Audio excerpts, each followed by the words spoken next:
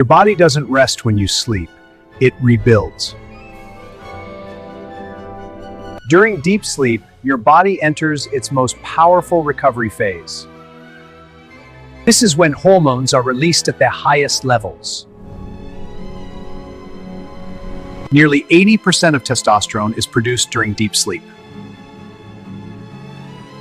This hormone supports muscle growth, strength, and energy. But sleeping less than 6 hours interrupts this process. Less sleep means lower hormone production.